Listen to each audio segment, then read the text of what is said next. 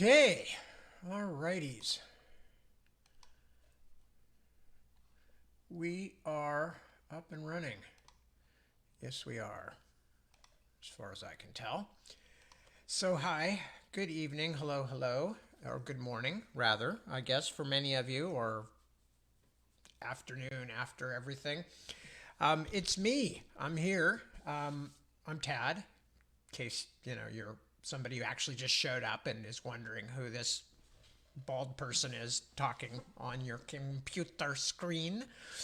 It's me, c'est moi. And I'm going to be reading in just a little bit. As you can see, we have been actively cleaning things out here in the Sanctum Sanctorum in the office, in my place of refuge, which is no longer a place of refuge, I'm afraid. And even more shocking, I am catless. I am catless. There's no cat in this office. In fact, there is no cat in this house. The cat has decamped to the new place. She is not by herself. One of our other young people is already staying there and is cat sitting. So Lily has abandoned the sinking ship, as it were. Yet I still remain. And so does Deb. And so does one of our other young people who I hear treading around up there. So clearly has just arisen because he keeps weird hours. Anyway, so let me just see who's checked in so far and who have at least left their names on here. I see Petra. Hello, Petra. Good morning to you. Becky. Hello, Becky. That's Becky Willems. I see Kristen. Good to see you. Chris. Hello, Chris. And thank you, as always, for your help with YouTube. And who else is here? Wouter is here. Tom Malkowicz. Or Wilt Malkowitz. Anyway, but you get the general idea. Iris is here. Hello. Mahmoud, good to see you. My friend Ilva, hello, sweetie. Anamika, hello. Suzanne, good to have you. Isaac, welcome. Derek, good to see you. Derek Watts, that may be not a new name, but it's one that's been fairly recent. Nicole, good to see you. Christy, another Christy. This is Christy Sanders. And Nikki. And four more that I don't know yet, but I'll try and catch up with as I go because I can't read them. All I can read is who has posted. But of course, it's not posting most of these things for me so that I can actually read them because that would be too easy. Anyway. So... Yes, don't worry about Lily. Lily the cat is just fine. She just isn't here with us right at the moment, but she is actually probably enjoying herself very much because she has got a full-time person living in the room with her as compared to me, who is in the office much of the day, but I don't live here. So who knows what kind of cuddling and attention she's getting. And she and her current companion are already old friends, so I'm sure they're having a good time. And they both of them didn't have to cart things around today, which is just as well, because I am bloody wasted. And I mentioned this to you just in case. I said this when I posted that I was going to be reading tonight. I mentioned this to you just in case that I utterly flub everything and can't read very well or whatever. I'm super tired. It's been a wearying day. Oh, and we don't have any water, so that's on top of everything else. This is not our normal water problem. This is literally some plumbing that we were having done, and they got to a certain point late in the evening. The plumber had to run out and rescue his wife because her car died on her, and by the time he got back, he discovered there was something that he was missing, and he couldn't put the thing back together again. And he's a very hardworking guy, so no negative stuff about that at all, and he was very apologetic. We were just saying, hey, nothing to worry about. But the result, of course, is we have no water. So I was going to shower and wipe some of the dirt off of me from today, trudging around in the rain, carrying things and throwing away trash and all this kind of stuff. And no such luck. So you're going to have to put up with me exhausted and unclean. But, you pays your money, you takes your chances. Or you don't pays your money, and you still takes your chances. So that's what's going on. Let me see. Anything else that needs to be mentioned? As usual, even though I have problems reading messages in a timely way, I do check from time to time. So if something goes wrong with the broadcast, please let me know. Anyway, so yeah, the move thing is going along. We're probably still another week and a half to 2 weeks away. So I still don't know what's going to be going on in the next week with reading. So we'll just see what happens when it happens. I wish I could be more more informed. Is that the word I'm looking for? I wish I could be more informed about what's going on, and then I could inform you guys. Excuse me, but I have no idea. We are literally just every day we are surfing the chaos waves. And as all of you who have done that know, you can make any plans you want, and it doesn't make any difference. There's just nothing to be done. You can make the plans, and they don't prevent anything and don't cause anything. They're just plans. So we have plans to be out of here in like the next 10 days, but we will see what we will see, because these are going to be, going to be many things that are going to be involved in this process. And there have been many things involved in the process. Anyway, don't mean to go on about it. Nobody is interested in my moving tales, not even me. So I will spare you the miserating, which is really kind of the mode that one gets into in the middle of something like this. You just want to go, oh, it's so hard, I hate it, blah, blah, blah. Like, that's boring. So anyway, anything else to tell? No, because I can't do anything else. So I'm not working in the sense that I consider working. I am not able to work on my books or my storytelling or any of those kinds of things, or promote or hardly do anything. So I'm spending a lot of time just putting things in boxes and trying to figure out where this thing can go and that thing can go. And Deborah is involved in that, but she's also dealing with, all the normal crap, like the fact that for some reason that they just accidentally canceled our family's health insurance. And they don't really know why that happened. It didn't have anything to do with anything that we did, like failing to pay a bill or something. It was just some weird computer glitch, but she's been trying to get it squared away for weeks. Our kids are not able to get their meds and things like that. And the people on the other end of the phone are basically, what we're getting is the health bureaucracy equivalent of, have you tried unplugging it and plugging it back in again? And Deborah's saying, yes, yes, I've done that. Yes, I called them. Yes, they've told me, that they can't do it because of ABC, and that you have to, et cetera, et cetera, et cetera. Poor woman has just been put through the mill with this stuff. Again, anybody who's been through these kinds of things, messing with insurance, messing with bureaucracy, knows it is the price we pay for what, I'm not exactly sure, but it's the price we pay for the world we live in. It's particularly difficult in the United States. I'm sure that all of you who don't live in the United States have to be at least partially aware of that.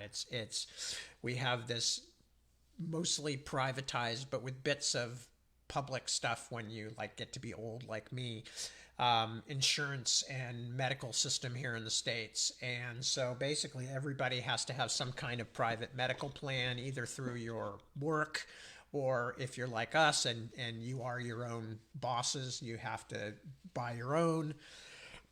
And then you also have to handle all of the, what's the word I'm looking for? All the bureaucratic nonsense that, that when something goes wrong, you don't have a human resources department who will do it for you and say, you've screwed up our insurance, we have to do it. And unfortunately, in Deb's case, that has fallen onto her, as it often does, and she is being put through the mill.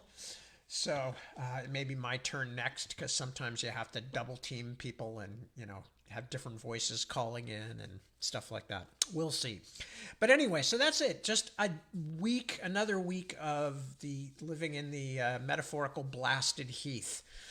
Just like nothing fun or interesting, just day after day of house torn up, stuff gone or not gone but needs to be gone or whatever. So that's where we're at.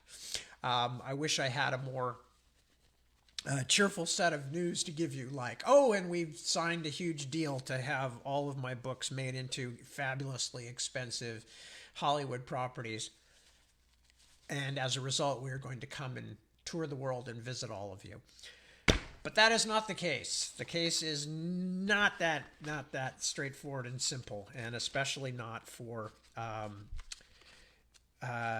your average successful but not rich writer. There's a big. I don't know. I sometimes think that people assume that if you're fairly well known, that you must be, financially on easy street. And that's probably true if you're in film or television, maybe rock and roll. I don't know. Maybe, in music.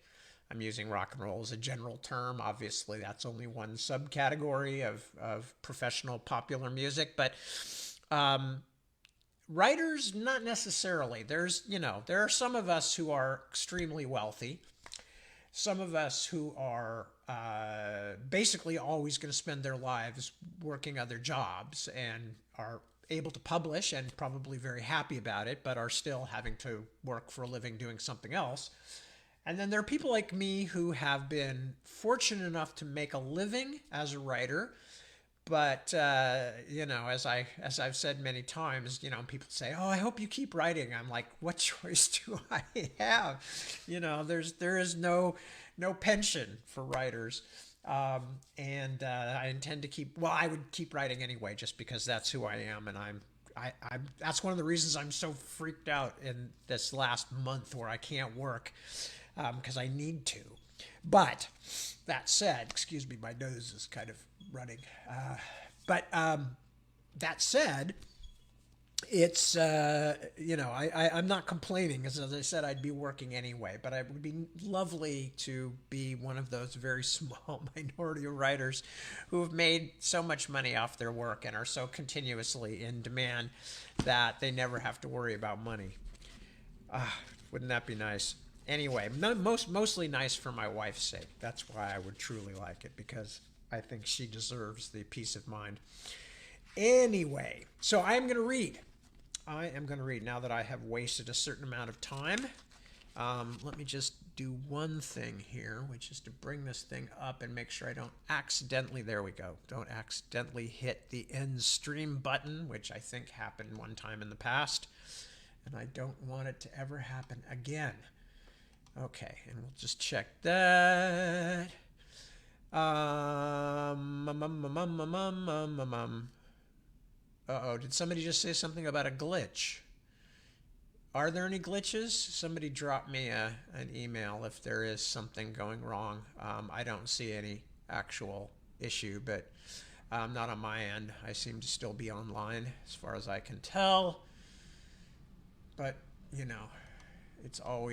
it's always questionable. You never know for certain. Anyway, I am going to assume that I am still on and that people can still hear me. Yes, Anamika and Mark say no problems, no glitches. All right, excellent. Thank you. Thank you for the feedback. Much appreciated. Okay, so I need this, and then I need that. Okay, good. Now I am less likely to accidentally turn things off. Okay, so where we last were, Tyler and his friend Steve Carrillo have made their way through the caves from the Carrillo's property and are trying to get on into Ordinary Farm that way through the fault line, or through the fault line cave. So they have gone in through the old mines, and they are in the caves where they actually met Octavio Tinker, the first person to discover the fault line, etc., but who's also been dead for 20 years. And they can only assume that there's been some fault line time weirdness involved. But that's where they're at. So let me see what we're doing. And And meanwhile, at the same time, Lucinda has headed to the house with Stillman, with the billionaire Stillman, whom she has gone along with, because they both are worried about the what's going to happen with the Needles trying to change the Gideon's will. There we go. Thank you.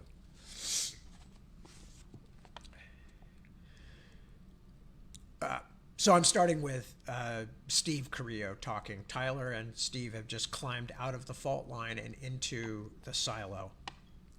Where are we going now that we're here, anyway? Steve had settled in on the silo floor and was patting his pockets as if hoping he'd find a candy bar or something he'd missed. Tyler thought that was pretty unlikely since Steve had been doing the same thing every few minutes for the last several hours. Because you never told me. The reason Tyler hadn't told him was that he hadn't really thought about it much. His only real goal had been getting back onto Ordinary Farm. He needed to... No, scratch that. He absolutely had to stop Colin Needle from pulling off some kind of game-changing trick with the continuoscope, making everybody think that he was the one with all the answers. And, of course, if Lucinda was right about all this spores and fungus business, Tyler knew he should probably try to do something about that, too. Gideon. If Gideon was confused, then what was more likely to bring him back than to see his beloved wife Grace again? We're going to the house, he told Steve, opening the door of the silo as thunder again crashed overhead. What he didn't say, but could have, was that they were going right into the witch's castle without even a bucket of water to throw over her. They had taken only a few steps when Steve suddenly let out a noise of surprise and disgust and scrambled back into the shelter of the silo's front door. Dude, I just stepped on something disgusting. He trained his quivering flashlight beam at the muddy ground. Oh, it's like a giant salamander with two heads. Tyler looked at the confused creature, pale and shiny in the rain, as it waddled away from the harsh glare of the flashlight, limping slightly. The false head in the rear appeared to watch them reproachfully as the animal hurried on. It's one of those things from the reptile barn, Tyler said. Can't remember the name. Amphibunnies, something like that. Me and Lucinda always just call them buttheads because they have another head on their butts. Amphisbaene, Steve said. Wow, they're real. Tyler turned to look at his friend. What are you talking about? How do you know that? Stephen Carrillo scowled. Dude, I am only the best dungeoneer in my school. I have run so many games that people just say, we're going to play some Steve today. Something flipped past his face, wiggling slightly, and he flinched back. But I have no idea what that just was. Flying snake. Tyler watched it splash gently to the ground and wiggle away in the same direction as the two-headed lizard, apparently headed toward the far end of the farmhouse. As he watched, he noticed for the first time that quite a few crawling things were moving through the rain-spattered mud. Whoa, why are all these snakes and things here? It's like they all got out of the reptile barn. A sudden thought struck him. We have to get going. He grabbed Steve's arm and shoved him off the steps of the silo and toward the distant house. What are you doing? Steve was hopping and skipping over the mud in what would have been a very comical manner, but Tyler was not feeling very humorous. You'll make me step on these things. Doesn't matter. Keep going. He had just realized that if this parade of buttheads and flying snakes meant the reptile barn was open, they might be meeting up with the bigger reptiles any moment.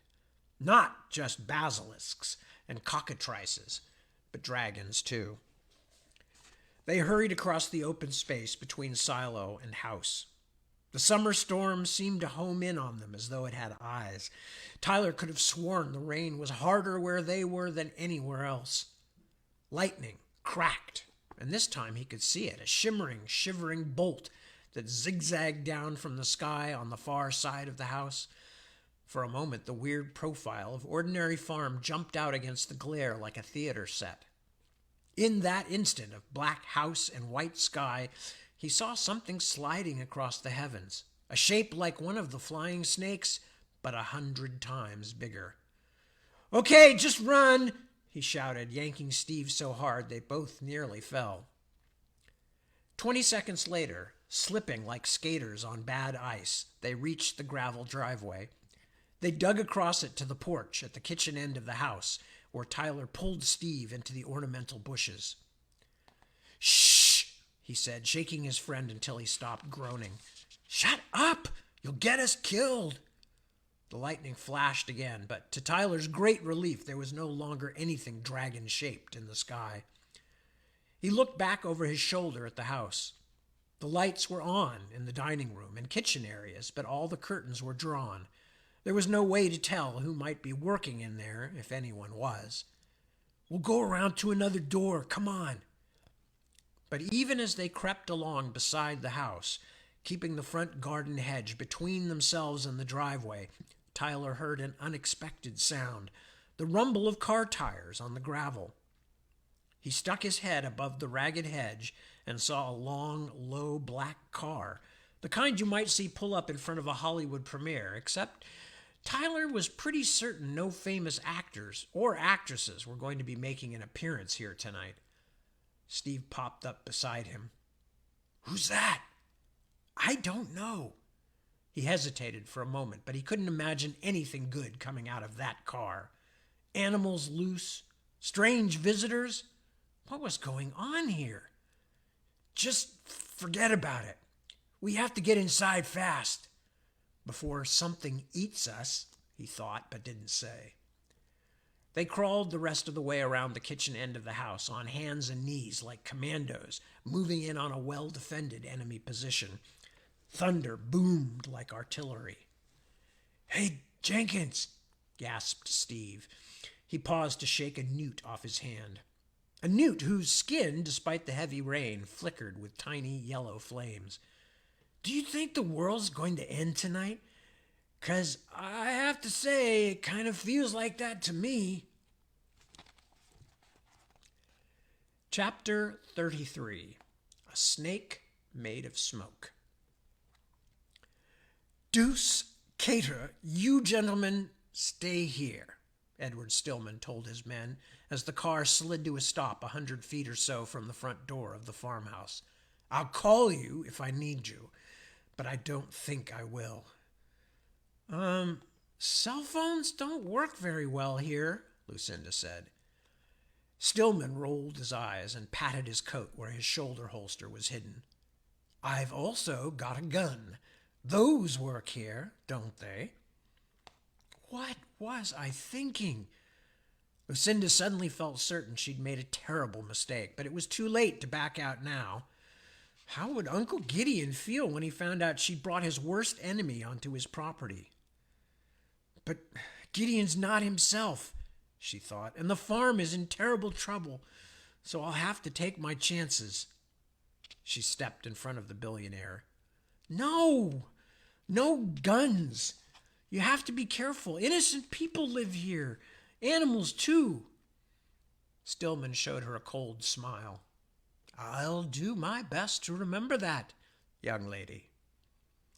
She led him down the driveway in the warm, heavy rain, then around to the kitchen's back door. So far, so good, Lucinda thought as he followed her inside. We're in the house, and Stillman didn't see any of the animals or anything else he shouldn't. But how long could such luck last? She bypassed the kitchen and took him up a flight of stairs instead, then along one of the back corridors that led past Mrs. Needle's rooms. But an unexpected noise nearby, in the pause between thunderclaps, frightened her. Someone on the steps? Maybe the witch herself? And she hurried along to the end of the hall, then down the stairs there, and into the ground floor hallway and rooms that ran behind the snake parlor. Gideon was probably still sleeping in there, which made it another likely spot to run into Mrs. Needle, something Lucinda didn't want to do until she had a better idea of what was going on. But what was she going to do? What was the plan? She was always mad at Tyler for running off without thinking things through, but she had just done the same thing. and she was beginning to realize how dangerous it was to be roaming this huge, confusing house full of people in a summer thunderstorm with Ed Stillman and his gun. In fact, what if Mrs. Needle and Stillman just went into business together? Why should the billionaire help Gideon when what he really wanted was to get rid of Gideon? No, she realized, this was a stupid idea, and it's getting worse by the second. She turned to Edward Stillman. I think I took the wrong way, she said quietly. This place can be really confusing. You probably remember how big it is. We'd better go outside and look for another way around. If she had to, she could run from him, hide somewhere. He hadn't been here in so long that she must know the place better than he did. And after that, well, surely Mr. Walkwell wouldn't let Stillman and his bodyguards just wander around on the property. No. Stillman grabbed her arm in a surprisingly strong grip. No, I don't think so, young lady. I can hear voices on the other side of this wall. He looked at a wide cabinet with pegs for hats and scarves and umbrellas that stood against the wall. A hall tree marooned here, far from any entrance. And there's a door there behind that. The door's nailed closed, whispered Lucinda. That was the truth. She tried to open it once from the snake parlor side and found out it was impossible. Very likely, but there's a little fanlight window over the door. If I can stand on that, he indicated the hall tree, I can look into the other room and see who's in there. He climbed up before she could think of a reason for him not to. He pressed his face against the glass, and his eyes widened. His voice was a hoarse whisper. Well, I'll be a son of a... What is it? What? She was so frustrated. She wanted to shout at him, but of course she didn't dare. She ran and got a chair from further down the hallway and carried it back, then climbed up onto its seat to peer through the window. She didn't like standing this close to Stillman, smelling his lime-scented aftershave, but she desperately wanted to find out what was happening in the snake parlor. A second later, she began to think she would have been happier not knowing. Gideon's bed was still at the center of the room, and Gideon was still in it, but beyond that, everything looked more like a horror movie than another evening at the farm. Skinny old Gideon had been tied to the bed, his wrists knotted to temporary aluminum rails like someone being restrained. He wasn't exactly struggling to get free, but his shadowed eyes were fixed on Mrs. Needle with an expression of animal fury. Or maybe it wasn't Mrs. Needle he was staring at, Lucinda abruptly realized. Maybe it was the tall man in the dark hat and coat that made him glare that way. Lucinda could understand that. Seeing that face again made her feel short of breath and sick to her stomach, too. Jackson Kingery was back in Gideon's house. I should kill him, the traitor, Stillman murmured. You know Kingery? Lucinda was horrified. Were they all working together? Who? Stillman looked angry enough to chew his way through the wall with his teeth. No, I'm talking about that little weasel Dankel. And indeed the lawyer had just moved up out of the shadows and into the light, where Lucinda could see him too. He was pale and sweaty and looked almost as frightened as Lucinda herself. Dankel was pacing back and forth beside Gideon's bed. When he spoke, Lucinda could barely hear him through the glass. It's just that this will never hold water, he said, hands flapping. Legally speaking, I mean. Just look at him. Mr. Goldring is plainly not in his right mind. But you're going to say he is in his right mind, lawyer. Kingery's voice was deep and rough. Lucinda pressed closer to the window.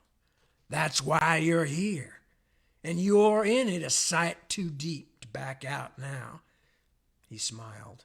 It wasn't pleasant. Or am I wrong, Mr. Dankel?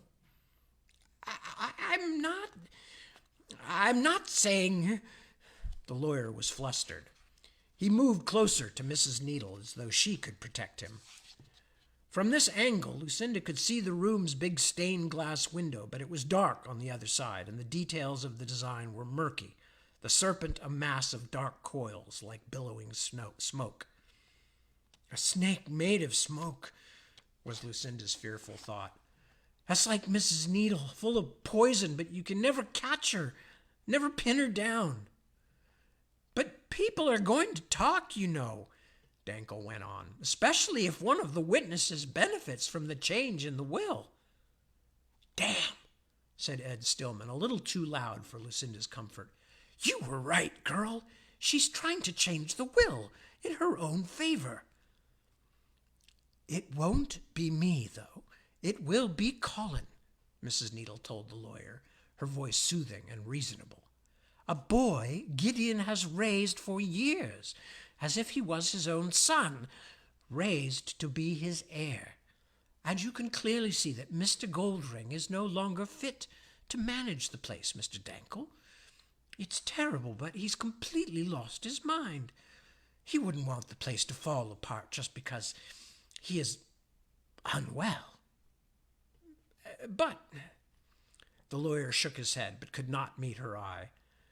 That's all well and good, Mrs. Needle, but if the will is ever contested, and who would do such a thing, Barnaby? She cooed, leaning closer to the flustered Dankel. The Jenkins children? Those distant relatives whom Gideon himself has thrown off the property? She eyed the lawyer.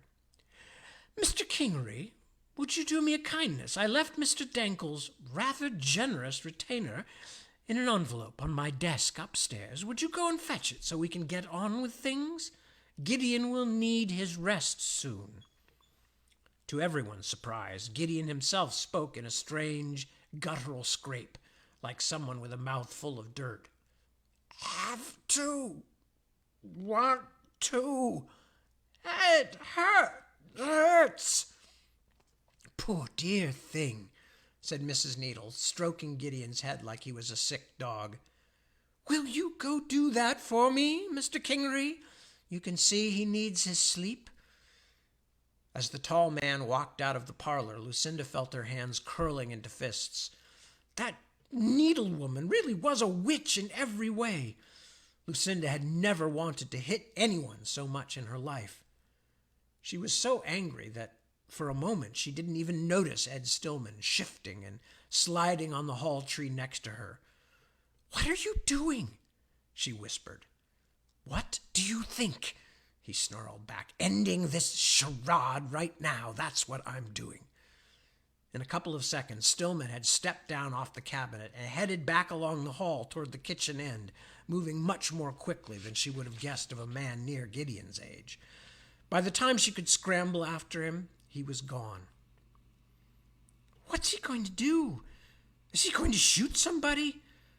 For a moment, she hoped the house would defeat him, as it did so many newcomers, but then she remembered that Stillman had spent lots of time here when he was younger. As Lucinda reached the stairs, she heard the creak of the old wooden floorboards. Stillman getting away, or someone approaching? Kingery? Panicked by indecision, she at last clambered into a broom closet and held the door closed. The footsteps paused near her hiding spot, and Lucinda could hear nothing except the hammering of her heart. Then whoever it was moved on, climbing slowly but heavily up the squeaky stairs.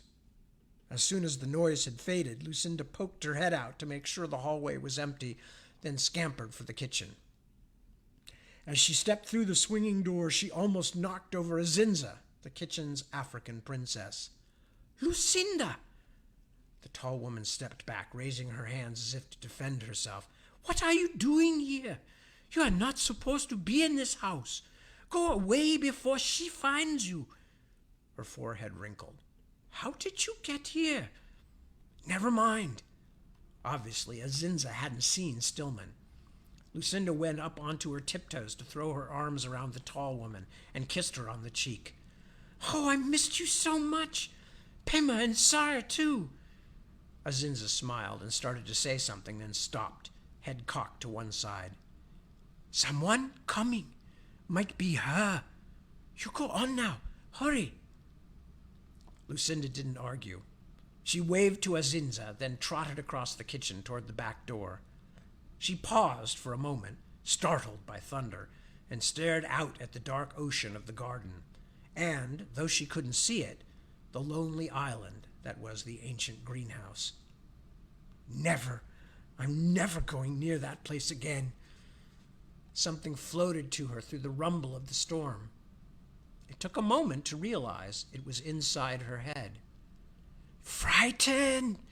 Carrot girl, help! Frightened! In all the terrifying time with Stillman, she had almost forgotten about the young dragon.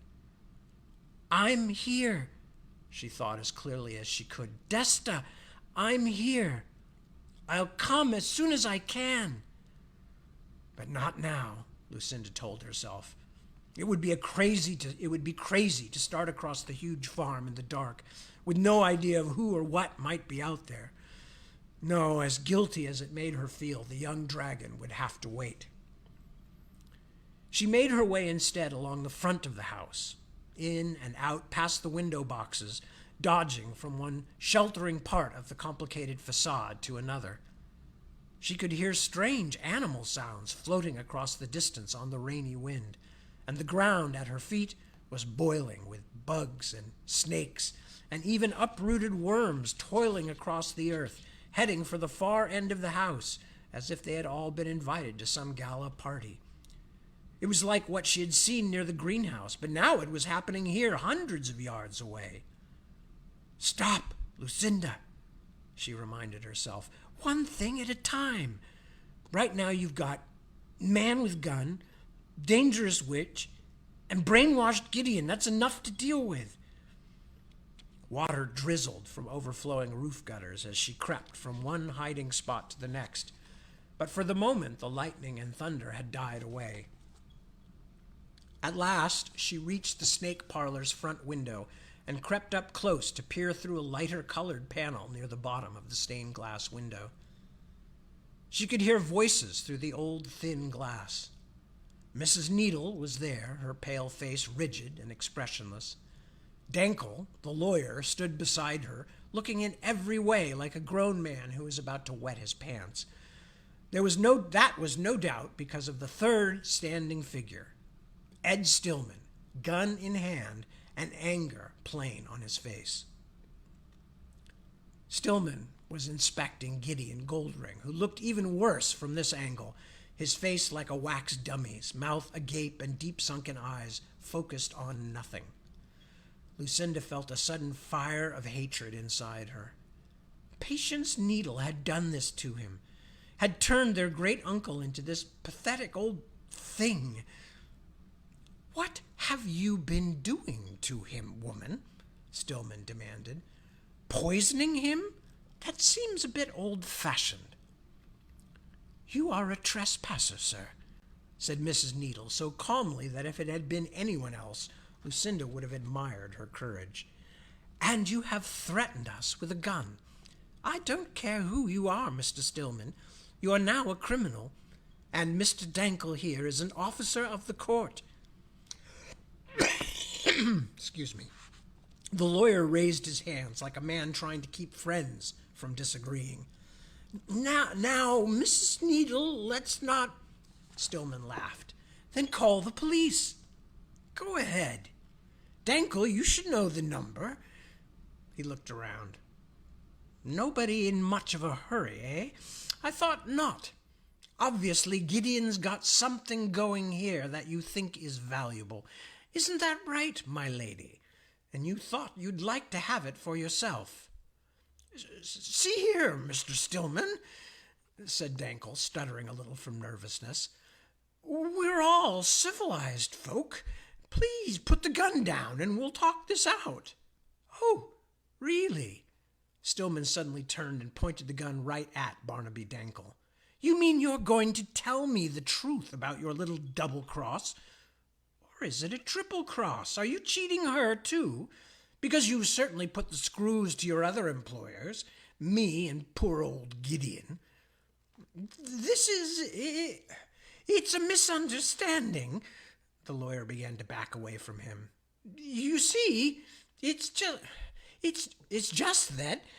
Lucinda didn't hear the rest because at that moment something sharp and icy cold pressed against the side of her throat, and a hard, calloused hand covered her mouth.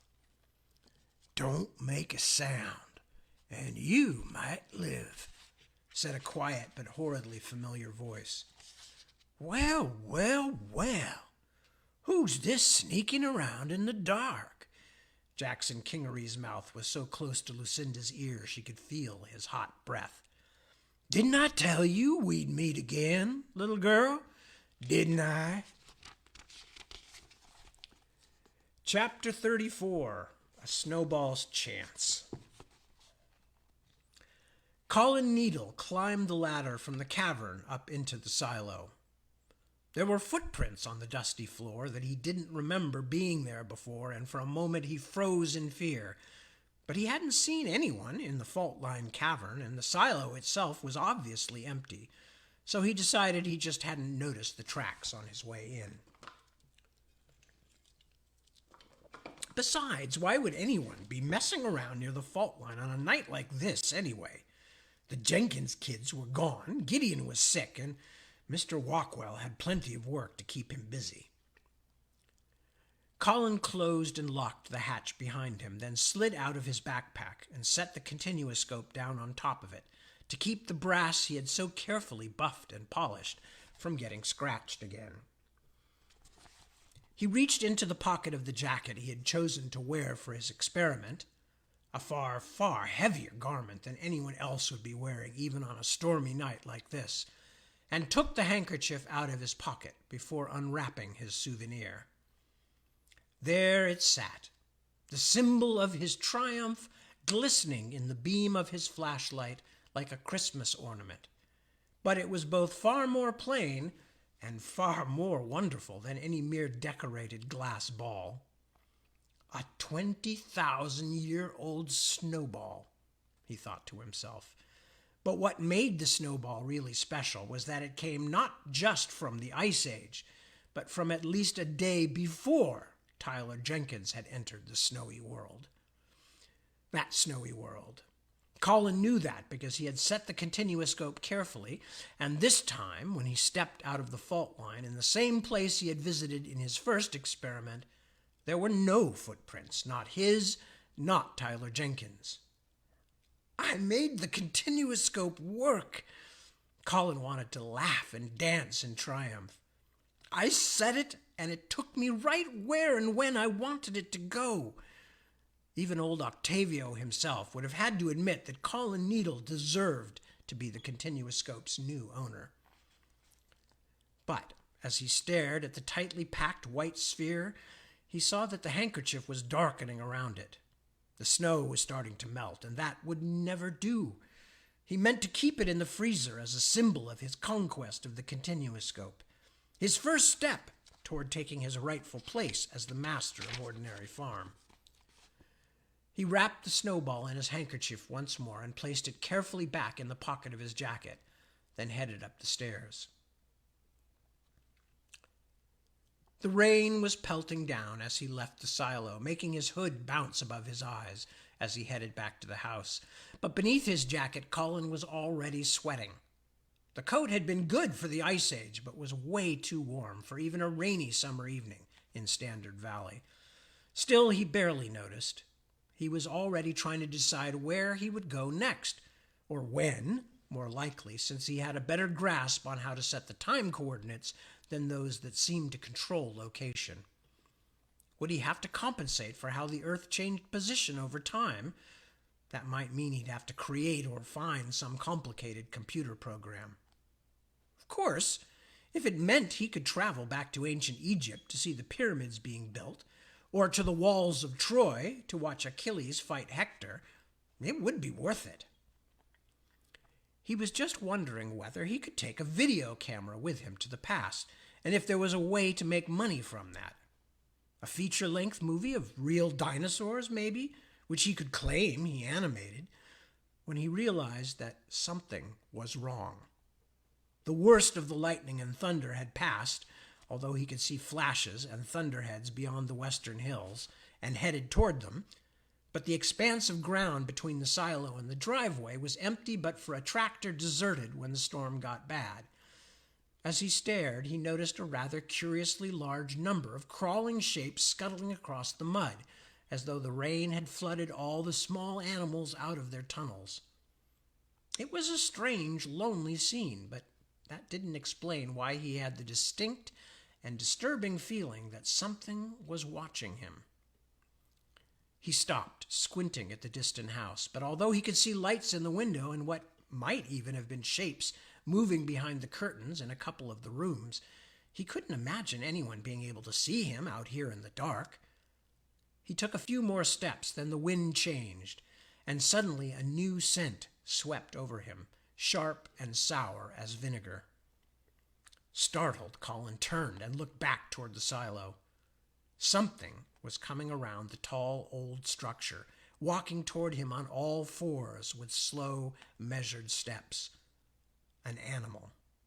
A really big animal. Its head lifted even as Colin stood staring, as though it had not noticed him until now, and the lights from the distant house reflected orange in the lamps of its eyes, as if they were windows and some terrible flame burned inside the low, slanted skull. One of the manticores was loose. Colin whimpered in terror, then turned, taking a few running steps toward the house, but he was overbalanced by his backpack and the clumsy coat. He skidded in the mud and tumbled to his knees, then could not get up for a moment as he thrashed helplessly in the muck. He looked back, certain he would see that pale, horribly humanoid face right on top of him. But the manticore had not increased its pace, as though it knew he could not outrun it. And the monster was right. It was 100 yards to the house at least, and Colin couldn't possibly outrun that thing. He whimpered again. The creature kept coming, but now he could see something wasn't right about it. Its head trembled a bit from side to side, like Gideon's after he took Colin's mother's medication, and its steps seemed awkward, as if it had hurt itself. Despite this, though, it continued toward him slowly but relentlessly. Colin scrambled to his feet and began to run again, but he stepped on something that burst wetly beneath his foot, and he fell again. His backpack with the precious continuoscope slid down around his arms, and he had to shrug it off, still making little noises of terror. When he had finally freed himself, the monster was only yards away. Colin tried to get up, but knew it was no use. Even if he ran now, the thing would be on him in a second. The house waited, but far out of reach, an impossible distance away. Lightning flashed, and the manticore's eyes flashed too. "Help!" Colin screamed. "Help! Mr. Walkwell! Mother!" But the thunder drowned his cries. He scooped up a handful of mud and threw it at the beast, but it only spattered harmlessly against its already mud-smeared legs. As it drew nearer, he could see the foul yellow teeth in its drooling mouth, the weirdly ape-like nostrils flaring as it inhaled his scent. "Go away!" he shrieked. "Leave me alone!" His hand settled on the wrapped snowball, and he threw it, handkerchief and all. It struck the manticore square on the snout and burst in a puff of white. The thing's head and neck continued to shake and tremble, but otherwise it showed no sign of having noticed. The handkerchief caught for a moment on the creature's bristly cheek, then slid off and fluttered away in the rising wind. Jaws grinning, eyes glowing like a jack-o'-lantern, the beast slouched toward him. All right, and I will start this chapter. I don't think we'll probably finish it. Chapter 35, Gone Sour on the Operation.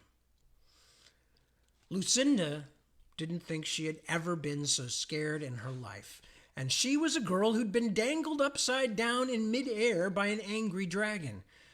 But the night she had been tangled in Meseret's harness had been so absurd, so crazy, that even at the time it hadn't felt entirely real. This was different. A bad, bad man was holding a knife against her throat. A man she knew wouldn't hesitate to kill her if it would benefit him. And on top of everything else, he smelled awful, rank with sweat and stale tobacco, as though he had been wearing the same clothes for days. She was terrified she might be sick, might startle him by gagging. "Please don't hurt me," she whispered. "I'm not going to scream or try to get away." "That's good," he told her just as quietly, "because I want to hear what that little Patience is saying." That little Patience was Mrs. Needle, of course, who was facing Stillman and his gun across Gideon Goldring's sickbed on the other side of the window. Gideon was struggling in his restraints, but his eyes were unfocused, and he hardly seemed aware of what was going on right in front of him. Dankel, the lawyer, everyone's lawyer, it seemed, cowered against the wall beside the door, doing his best not to be noticed. "God," Lucinda could hear Stillman saying, "I almost feel sorry for Gideon Goldring, and that's something I thought I'd never say. What must it be like having a viper like you as an employee, Mrs. Needle? Challenging, I'm sure." "I have done nothing but sacrifice for Gideon and his needs." Mrs. Needle was very carefully not looking at Stillman's gun. Lucinda wondered how much the witch knew about modern weapons. She had been born 5 centuries ago, after all. For a moment, Lucinda half hoped she would try something foolish and get shot. "But it has come to the point where Gideon has put the farm at risk too many times," she went on in her calm, precise voice. Some of us have nowhere else to go." "Yeah, that's sad. You should find somebody who cares and tell him about it." Stillman waved the gun around as if it was a laser pointer, as if they were in the middle of nothing more serious than a boardroom dispute. "This farm belongs to my family, which means it really belongs to me. The polite fiction that Gideon's wife ran off somewhere doesn't hold water. I knew Grace Tinker since she was a little girl. She loved Gideon, astonishing as that might be. She wouldn't have gone anywhere." "Our aims are not so different, Mr. Stillman." Mrs. Needle still wasn't looking at the gun, but she was looking at Edward Stillman with an intensity Lucinda had never seen, almost like some hypnotist in an old movie. "You want what is best for this place. So do I. Perhaps we could work something out." Outside the window, Kingery tightened his grip on Lucinda, then leaned even closer until his lips touched her ears, and tears of fright formed in her eyes. "Listen to that little earwig getting ready to sell me out," he snarled. "Oh, she's fine to look at, but she is rotten all through. I should have known she would never make good on all those promises." Thunder boomed just overhead, near enough to make Lucinda gasp. More fat drops of rain began to fall. One of them splashed down on her forehead, but she didn't dare move, with the sharp blade at her throat. Stillman laughed. "What about your cowboy friend, whoever he is? Have you already got everything you want out of him?" "Please, Mr. Stillman," began Barnaby Dankel, but no one was paying attention to him. "Kingery, he's nothing," said Mrs. Needle. "A bravo, a common criminal. I only brought him in to make certain neither Gideon nor Mr. Dankel turned tricksy." "Oh, she is the queen of deception," Kingery hissed, and the knife pressed deeper. But even in the midst of her discomfort and growing fear, Lucinda wondered whether she was the only one watching Gideon. Her great-uncle, still seemingly oblivious to all that was going on around him, had worked one of his skinny arms out of its restraint and was plucking at the other one, his mouth hanging open, his face screwed up in a grimace of pain or frustration or both. "Mr. Stillman," Dankel had just noticed Gideon's escape attempt. "Mr. Stillman, I think—" "Shut up, lawyer!" But Edward Stillman's angry words were half buried in a new, louder crash of thunder. Lightning turned the sky above Lucinda white for a moment. Then the thunder came again, so loud that for an instant she forgot every other danger. Then many things happened, one after the other. The first was that the house blew up. Lucinda realized afterward that it was only a lightning strike, and it had done nothing worse than find the lightning rod on top of the house's highest turret and race down the ground wire into the earth. But the crack was so loud and the rush of hot air so powerful that it felt more like a bomb exploding. All the power suddenly went off. The lights in the snake parlor and in the rest of the house, and the utility lights hung on wires between farm buildings, all gone in an instant, as blackness wrapped them round. Lucinda heard Stillman shout something inside the pitch-black parlor, and Mrs. Needle shouting too, but she couldn't make any of it out, because Jackson Kingery was dragging her back from the window, filling the darkness with curse words she had never heard before, as well as a few she had. Lucinda saw a flash on the other side of the window and heard a loud bang, then the sound of a man shrieking in pain. "Where's Gideon?" cried Mrs. Needle, not in fear, but in something more like indignation. "You fools! He's got away!" And that, I think, is where we're going to stop, because that's a fairly good stopping point, and then more things start happening. Excuse me.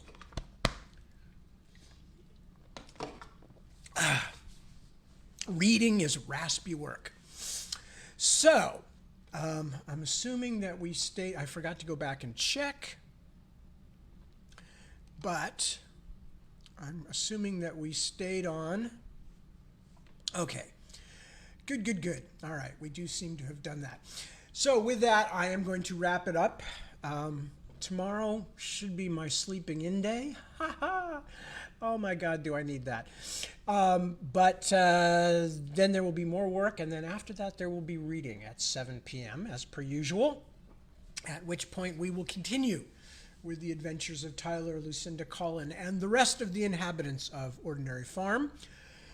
Anything else that I wanted to mention? No, I think that's about it. So again, barring acts of God, I will be reading more tomorrow, and then for those of you who will only be listening to it after the fact sometime, I don't know what yet. I don't know yet what's happening next week. I assume we'll still be here a week from now and won't have left yet. So just check my Facebook pages, and I will tell you no later than Saturday if I'm going to be reading or not. And with that, I think I am going to put it on the trail and start it on home. So with those thoughts in mind, I will say thank you so much for joining me. Be good to yourselves. Be good to your loved ones, your near and dear, and friends and relations. Alexander Beetle, anybody else around that you can help out. And I will see you 7 p.m. tonight, and then again next week the same time, unless, as I said, there's an act of God or something else. And so that's it. Thank you for joining me. See you real soon. Peace. Be good to yourselves. Good night. Good morning.